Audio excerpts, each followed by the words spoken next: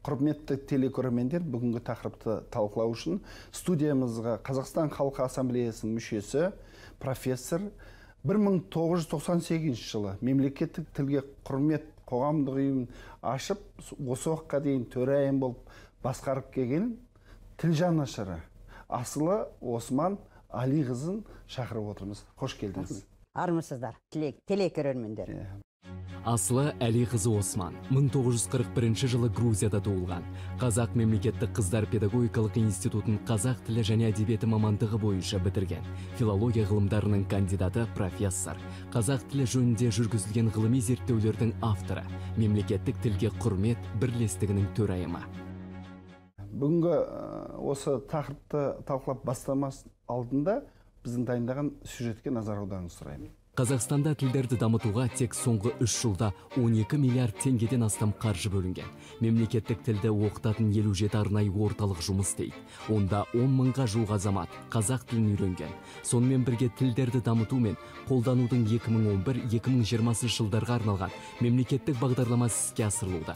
Аталмыш бағдарлама бойынша қазақстандықтардың 95%-і 2020 жылға қарай қазақ тілін жетік меңгеруі керек.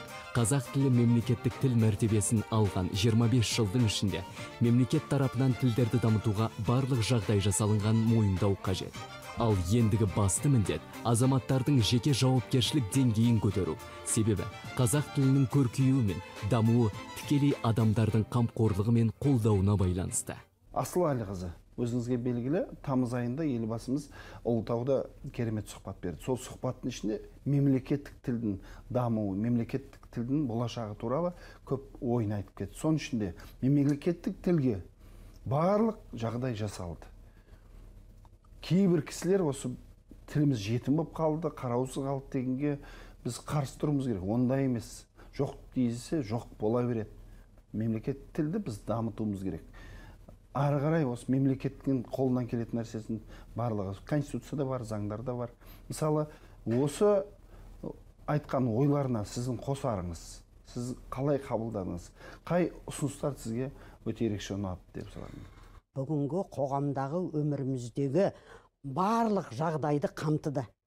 Елімізді бірлікке де, достыққа да барлығына шақыруға айтып келіп, бірақ енді менің барым да, базарым да, нәсібім де, кәсібім де қазақтың тілі, қазақтың жайы болғандықтан, осы тіл жөніндегі айтқаны ерекше орынды деймін.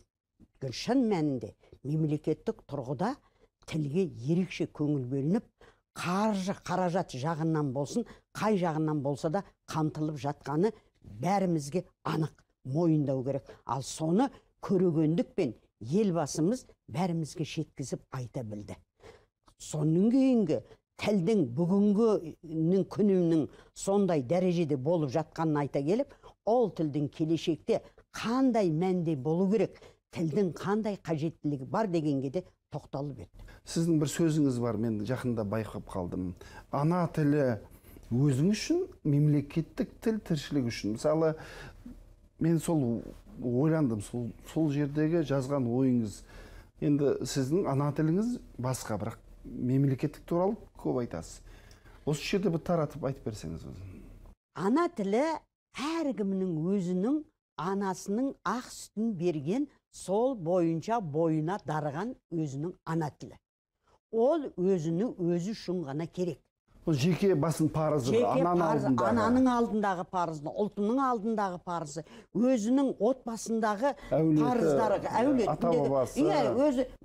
Қазақстанда қаншама ұлттың өкілі тұрады, барлығы өзінің тойларын, нелерін, жаңағы жиындарын, салт дәстүрлерін сақтап, өзінің ана тілінде сөйлейді. Оған біреу қой деп жатқан жоқ. Бірақ менің елімнің мемлекет болғаннан кейін оның тілі бар ғой, мемлекеттік тілі. Ол мемлекеттік тіл, яғни қазақтың тілі. Тіпті біздің заңымызда да, ата заңымызда да солай жазылған қазақтың тілі, мемлекеттің тілі. Ол мемлекеттің тілі біздің бәрімізге ортақ. Қазақстан тұрғынның бәріне ортақ.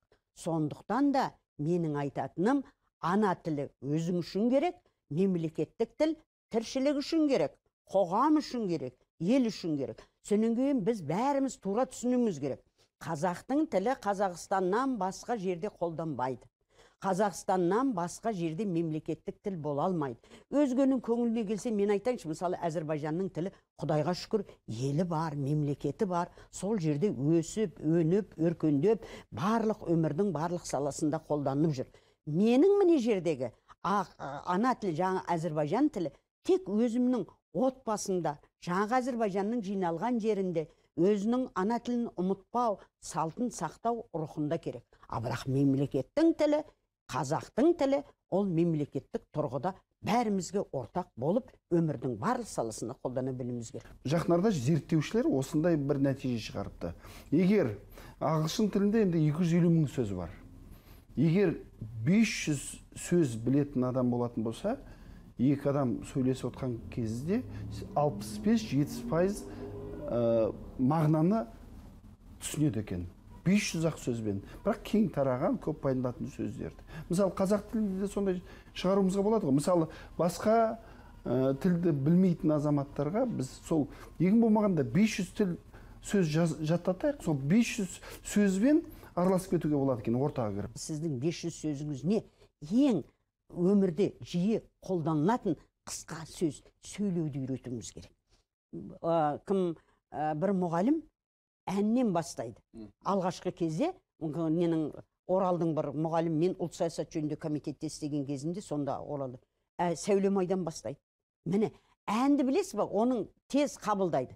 Аудармасыз түсіне бересіз. Сол арқылы мінен, өнен кейін жай қарапайым қазақтың жақсы сөздерінен бастау керек. Сәлемдесуіміз бар, аты жөнің бар, әке шешесінің аты. Содан солар арқылы. Сонан кейін оны қолданбасаң өте жақсы нәрсе. Мысалы, бір сондай өте қажетті өмірде жиі қолданылатын сөздер, сонан кейін өріс алып кетеді. Бір бастап қызығып ортаға кіретін болса, ары қарай өзі де кеңейте береді ғой. 500-ден 600 болады, 1500 болады, 2000 болады. Сіздің сөзіңізден сол менің ойымды қозғап, ар жағын қазып шығарып жатырсыз, тырмалап.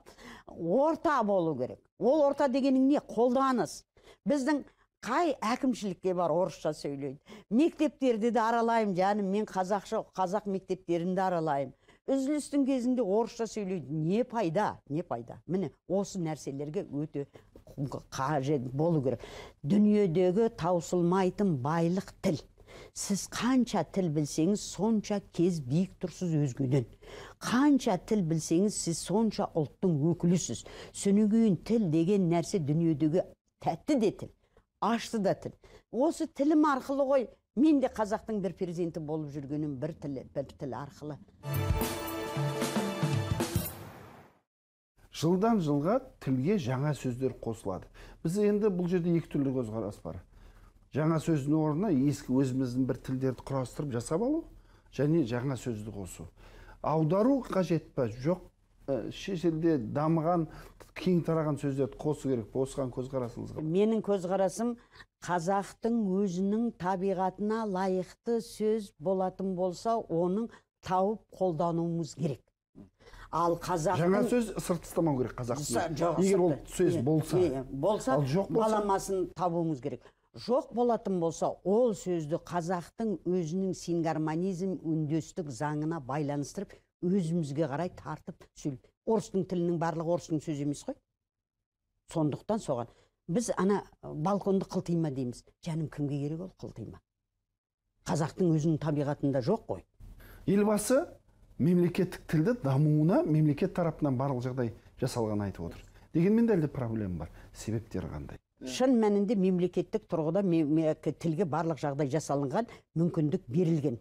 Бірақ сол тілді өзінің дәрежесіне жеткізе алмай отырған өзімізбіз. Бүгінгі керемет ашық әңгіме болды деп есептеймін. Сіздің осы асыл апамыз асыл сөзін айтқанына мен шын алғысымды айтамын. Алдағы уақытта барлық елге жасап жатқан қызметіңізге сәттілік тілегім келеді.